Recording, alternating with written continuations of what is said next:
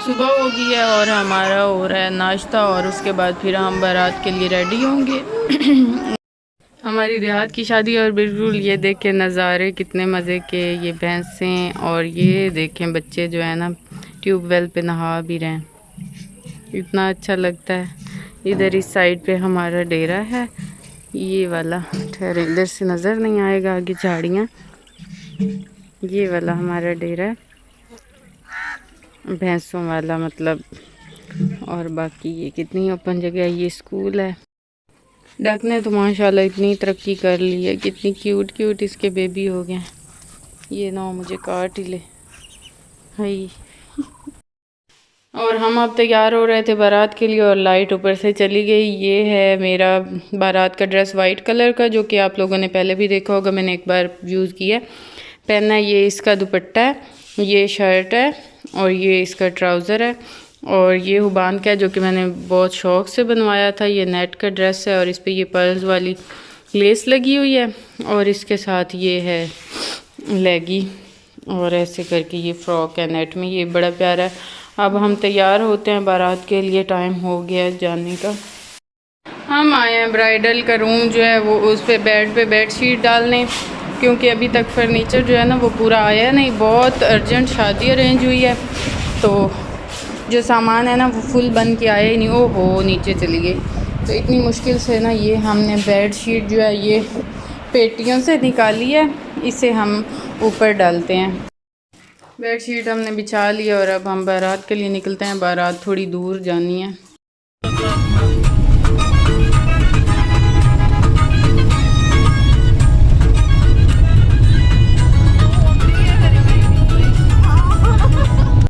बारात की सारी रौनक एक तरफ, लेकिन जो बारात की मेन जो गाड़ी होती है ना जिसमें सारी बारात जहाँ होती है गैदरिंग वाली, वो उसमें उसका जो मज़ा है ना वो अपनी तरफ होता है। उसकी जो रौनक होती है वो बहुत ज़्यादा होती है। और मैं तो इतने शौक़ से इस गाड़ी में बैठी थी कि ये वाली जो चीज़ मैंने मिस नहीं करनी। यहाँ जो ना सारे इकट्ठे होते हैं और इतना मज़ा होता है। बारात पहुँच चुकी है गांव में, ये देखें ऐसे करके।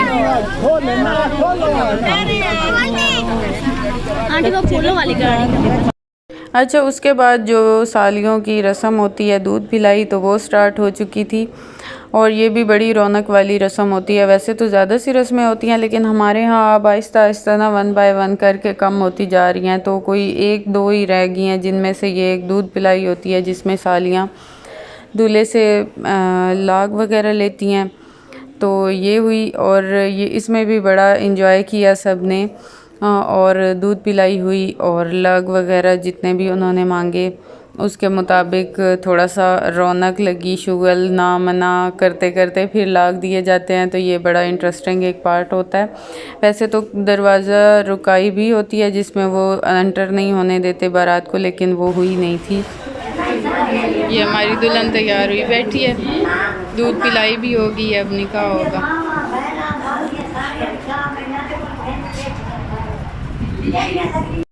दूध पिलाई करने के बाद फिर हो रहा था निकाह, और निकाह में इतना ज़्यादा बुर्का ओढ़ लिया था ना दुल्हन ने कि अब उसे नज़र ही नहीं आ रहा था कि मैंने साइन कहाँ करने हैं और अंगूठे कहाँ पे लगाने हैं। वो फिर ऊपर जो निकाह करने वाले थे वही पकड़ पकड़ के दिखा रहे थे कि ये वाली जगह है, इस जगह पे लगाना है। तो ब्राइडल जो थी ना हमारी वो बहुत मतलब सादा सी, जैसे देहाती ब्राइडल्स होती हैं इस तरह थी। तो बहुत जैसे शर्मीली, एक्स्ट्रा ऑर्डिनरी शर्मीली होती हैं, इस तरह करके थी। तो इस वजह से फिर उसे ना थोड़ा सा ज़्यादा शर्म आया और उसने बुर्का जो है वो ज़्यादा ही ओढ़ लिया था। लेकिन खैर ये वाला जो सीन होता है ना ये बहुत इमोशनल होता है। मैं ख़ुद अपने निकाह पे बहुत ज़्यादा रोई थी, हालांकि अनएक्सपेक्टेड रोना था। मुझे नहीं यकीन था अपने आप पे कि मैं रो पाऊँगी, बल्कि मैं थी कि मुझे तो शर्मिंदगी होगी, मुझे तो रोना ही नहीं आएगा। लेकिन ये एक नेचुरल चीज़ होती है। इतना ज़्यादा रोना आया था मुझे कि बात ना पूछें। हो गया और मैं कुछ ज़्यादा यहाँ वीडियो बना नहीं सकती क्योंकि प्राइवेसी होती है हर किसी की। इतना ज़्यादा रश था कि हमें अंदर एक कोना ही ढूंढना पड़ा। मैं और मेरी कज़न को हमने अंदर बैठ के ही खाना खाया। बाहर तो बहुत ज़्यादा गर्मी फ़ील हो रही थी। इवेंट भी ऐसे ही था, गर्मी का बहुत ज़्यादा गर्मी थी। और अब रुखसती का टाइम हो गया था और यहाँ पे फिर 1 बाय 1 सारे माँ और भाई और बहनें सारे जो हैं वो दुल्हन को मिलते हैं। हमारे यहाँ तो यही रस्म है और आई थिंक हर जगह यही रस्म होती होगी। मतलब यही चीज़ होती है, इमोशनल सीन होता है, आ जाता है रोना, ये कोई रस्म नहीं है। उसके बाद अब हमारी वापसी हो गई और घर पहुँचने के बाद यहाँ ब्राइडल की जो होती हैं वैसे मेड्स वगैरह हमारी वो फिर रस्म करती हैं दूध पिलाई की ब्राइडल की, उस पर भी उन्हें कोई नेक वगैरह मिलते हैं।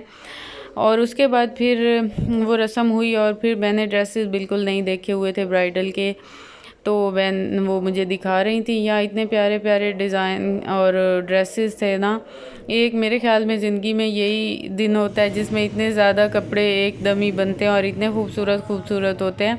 तो ये दोनों तरफ से ही थे, कुछ बरी के थे और कुछ जहेज़ के, जैसे उनकी दुल्हन के वालिदैन की तरफ से जैसे होते हैं वो वाले ड्रेसेस भी थे और इतने अच्छे अच्छे लग रहे थे। मेरा तो दिल कर रहा था कि मैं सारे ही पहन के देखूं, इतने कलरफुल से और अच्छे अच्छे होते हैं।